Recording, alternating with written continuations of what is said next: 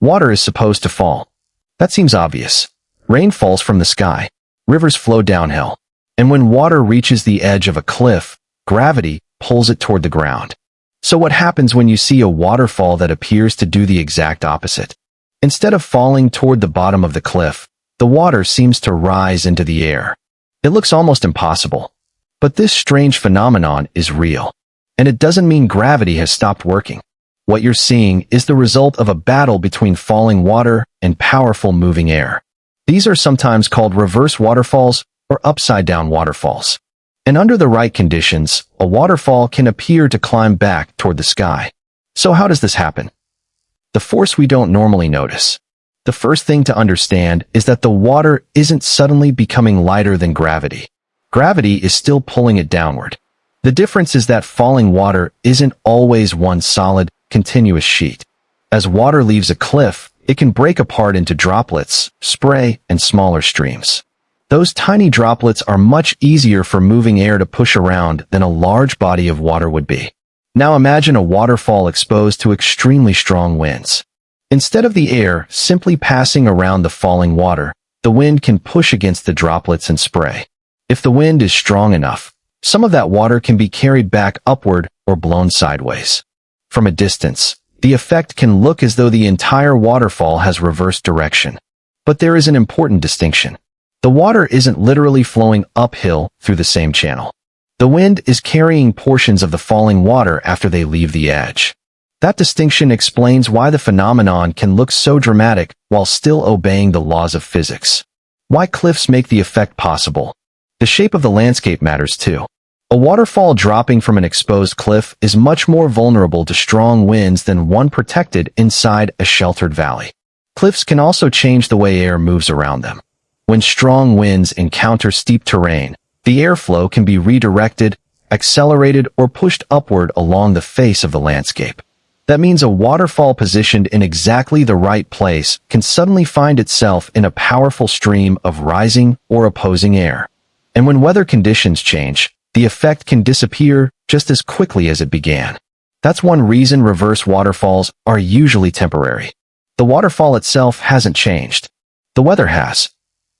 One of the best-known examples is in Hawaii. One famous example is Wapuhia Falls in Oahu's Nuuanu Valley. Hawaiian government documents record Wapuhia as an upside-down falls and explain that the name Wapuhia is associated with the idea of blown water. The waterfall is particularly associated with strong northeast trade winds. When those winds become strong enough and the conditions are right, water from the falls can be blown back toward the cliff, creating the appearance of an upside-down waterfall. And there's something interesting about this example. The phenomenon isn't the waterfall's normal state. It depends on particular atmospheric conditions. So someone could visit the same location and see an ordinary waterfall, or nothing like the dramatic footage seen during strong winds.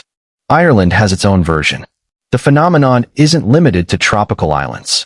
It has also been captured at the cliffs of Moher on Ireland's western coast. The cliffs of Moher rise more than 700 feet above the Atlantic Ocean and are exposed to powerful winds coming off the ocean. The official Cliffs of Moher site warns that high winds can make conditions around the cliffs hazardous. And in November 2019, footage captured at the cliffs showed water being blown back toward the rock face rather than falling normally toward the sea. The explanation was again strong wind.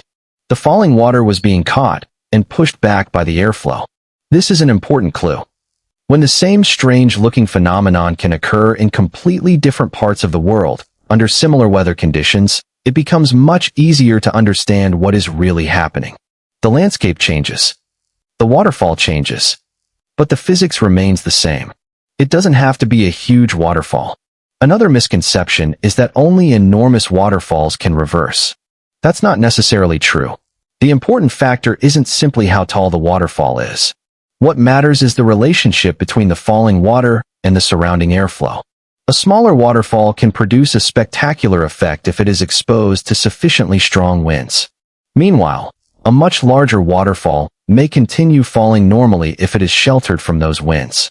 This is why the phenomenon is better understood as a weather and landscape interaction than as a special type of waterfall. The waterfall provides the water. The terrain helps shape the airflow. and the weather supplies the force that creates the illusion of reversal. What happens during extreme weather? Sometimes the conditions become particularly dramatic during major storms.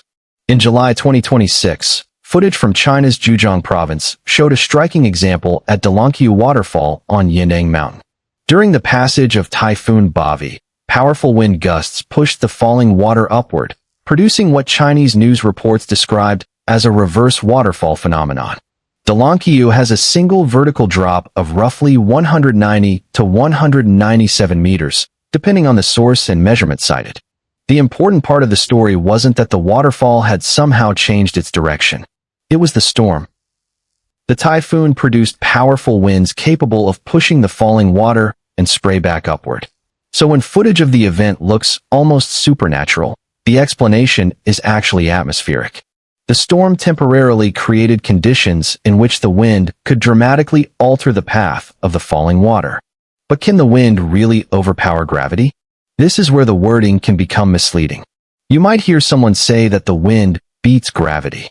That's a useful description for a dramatic video, but scientifically, it's better to be more precise. Gravity continues acting on every water droplet. The wind doesn't switch gravity off. Instead, the forces acting on each droplet determine its movement.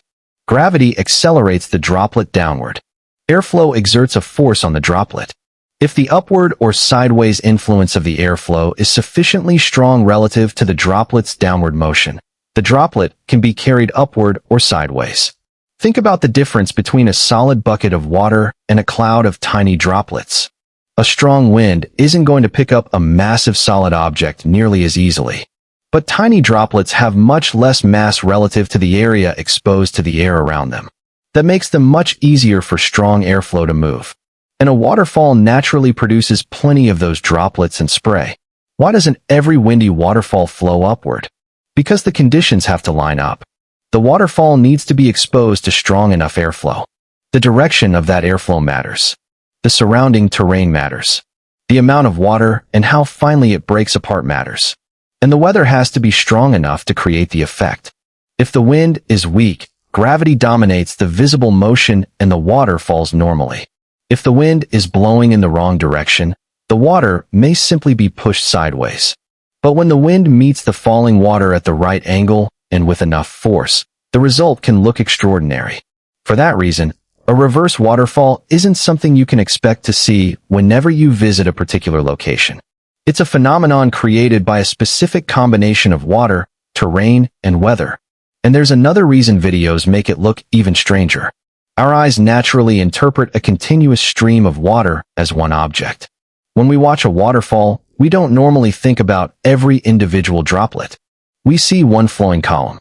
But when powerful wind breaks that column into spray and pushes the droplets upward, our brains can interpret the movement as the waterfall itself reversing.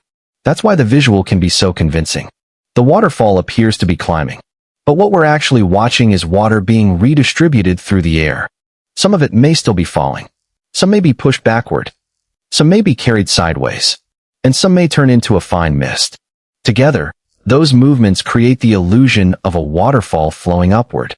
So, are these waterfalls really flowing upward? Not in the way the videos make it appear. Gravity hasn't stopped. The waterfall hasn't discovered a loophole in physics. And the water isn't naturally choosing to climb a cliff. Instead, powerful winds can intercept falling water and carry droplets and spray upward or back toward the cliff. The result can be spectacular enough to look impossible. And that's what makes reverse waterfalls so fascinating.